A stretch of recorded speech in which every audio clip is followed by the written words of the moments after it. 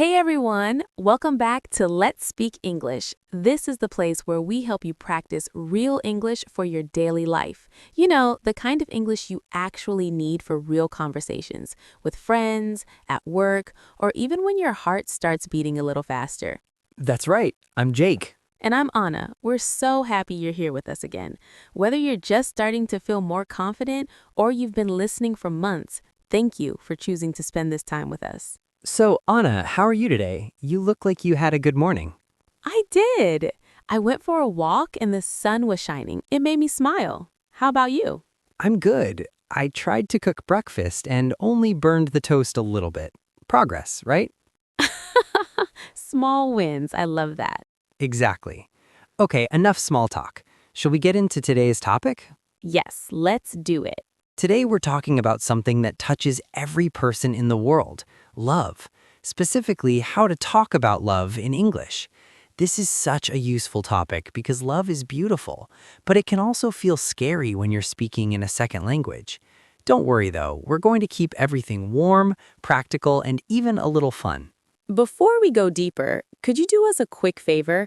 If you enjoy these episodes, please hit the like button, subscribe to the channel, and share this episode with that friend who always says, I don't know how to say it in English when they like someone. Honestly, sometimes that friend is us too. Good question, Anna. So, what does talking about love in English actually mean in simple words? Great question. In simple words, it means using clear, natural English to share your romantic feelings with someone. It's not only saying, I love you. It's also explaining why you care, how you feel when you're with them, and what makes your heart happy. The goal is to be understood without sounding strange or too cold. Exactly. It's about connection, not perfection. Think of talking about love like building a bridge between two hearts. Your words are the wood and ropes that hold the bridge together. When you choose kind, honest words, the bridge feels strong and safe. But if you use weak or wrong words, the bridge can shake or even break. Then you feel that heavy feeling, confusion, sadness, or frustration, like you wanted to get closer but somehow ended up farther away. I like that picture. It's so true. Let me tell you a little story from my own life. A few years ago, I really liked someone. My heart was full of nice feelings, but when I tried to express them, I just said, "You're a good person." That was it. Nothing more. He smiled politely, but later I found out he thought I only wanted to be friends. I felt so disappointed in myself. That moment taught me I needed to be more intentional with my words. That's why today we're sharing simple tips and small stories so you can remember them easily and use them in your own life. Thank you for sharing that, Anna. Let's start with the tips. Tip number 1. Start with genuine, specific compliments instead of general ones. Yes, think of it like watering a small plant.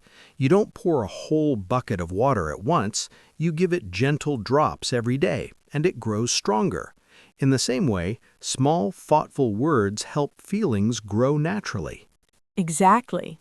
For example, instead of saying you're beautiful, you could say, I love the way your face changes when you talk about your family. It makes me smile. That shows you're really paying attention. I remember using something like this once. I told a girl, the way you laugh at your own jokes is my favorite sound. She turned red, but in a happy way. The small, specific words worked much better than big, empty ones. So the practical takeaway for tip number 1 is notice real details about the person and say them out loud in simple English. It feels much more real. Tip number 2. Match your words to the stage of the relationship. This is like using the right map for different parts of a journey. At the beginning, you don't need deep love words. You need light, interested words. Later, when trust is there, you can use warmer, deeper ones. My friend Carlos did this really well. He had a crush on someone for weeks.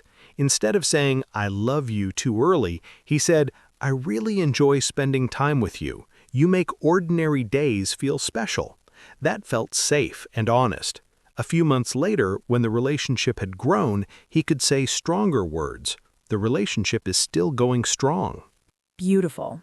So remember, choose words that fit where you are right now. Not too cold, not too hot, just right.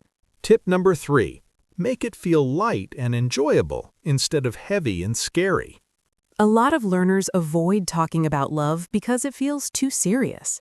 They think, what if I say the wrong thing? What if they laugh at me? That fear makes them stay quiet. I've been there. My heart would beat fast and I would freeze. Then I started adding a little playfulness. For example, I might say, "Warning, if you keep smiling like that, I might need to tell you how much I like it." It turns the moment into something fun instead of stressful. Yes, treat it like playing a game rather than taking an exam. When you keep it light, both people feel more relaxed and the conversation flows better. You can even laugh together about your English mistakes. That makes everything sweeter. Tip number 4. Watch out for the Hollywood movie trap. This is a common danger.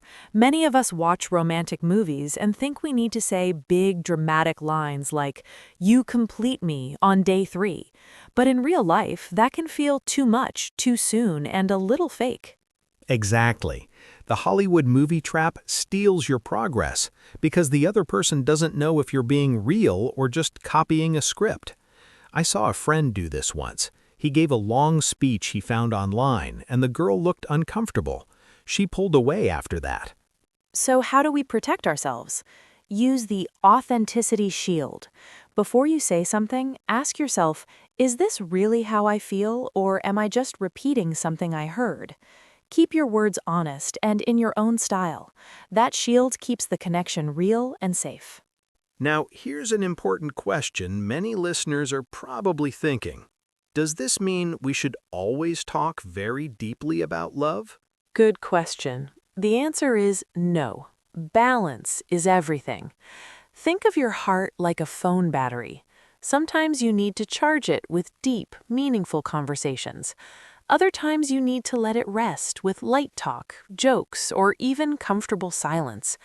Too much deep talk can feel exhausting. Too little can feel distant. I learned this the hard way. In one relationship, I wanted to talk about feelings every single day. After a while, my partner said she needed space to just enjoy being together without analyzing everything. When I gave her that balance, our connection actually became stronger. Rest and reflection are also part of love. Beautifully said. Okay, we used quite a few useful words today, so let's do a quick, slow, tiny word tour for all our listeners. Here's the first one. Affection. This means warm, caring feelings you show someone. Example, she shows her affection by remembering small things I like. Second, vulnerable. This means opening your heart even though you might get hurt.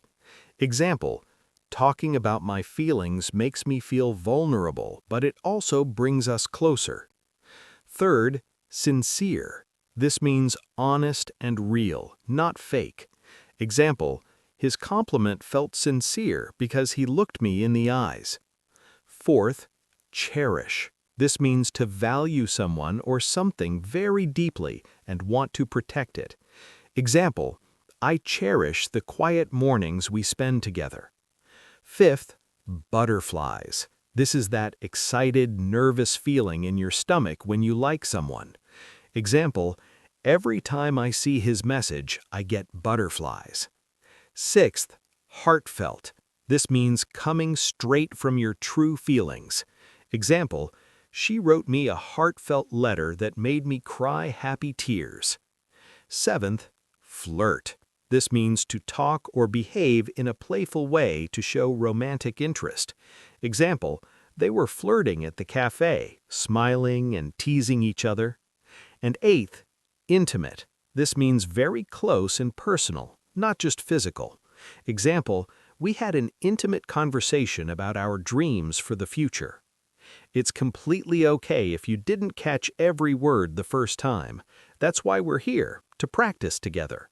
Pick just one word you like and try making your own sentence with it. You can even write it in the comments. Now, if someone is listening and thinking, this sounds nice, but what should I actually do today? Here are 4 simple, low-pressure action steps. Number 1. Write down 3 specific compliments in English that you could say to someone you like. Keep them short and honest. Number 2. Practice saying one heartfelt sentence out loud in front of the mirror. It can be as simple as, "I really enjoy talking with you." Number 3.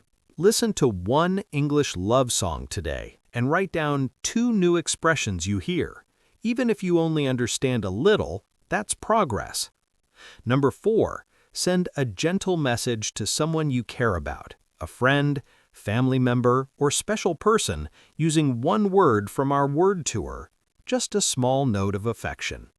And while you do these things, be kind to yourself. Say in your mind, "I'm learning," and that's enough for today. Let's do a quick recap of everything we covered. Tip 1. Start with genuine, specific compliments. Water the plant with small drops. Tip 2. Match your words to the stage of the relationship. Use the right map for the journey. Tip 3. Keep it light and fun. Turn the conversation into a game instead of an exam. Tip 4. Avoid the Hollywood movie trap. Protect yourself with the authenticity shield. And tip 5. The balance principle. Remember to charge and rest. Deep talks and light moments both matter. You don't need to be perfect at this. Nobody is. What matters is small daily effort and real heart. We believe in you, and we're cheering for every step you take. Now we'd love to hear from you in the comments. Tell us, what is one thing that makes talking about love difficult for you? Or what is one small change you will try after listening to this episode? And if this episode helped you even a little, please like, subscribe, and share it with a friend who might need some encouragement with their English and their heart. Thank you so much for spending this time with us today. Your time is precious, and we feel honored you chose to spend it practicing English with us. Keep speaking with courage and kindness. We'll see you in the next episode. Bye for now. Take care, everyone. Keep your hearts open and your English growing.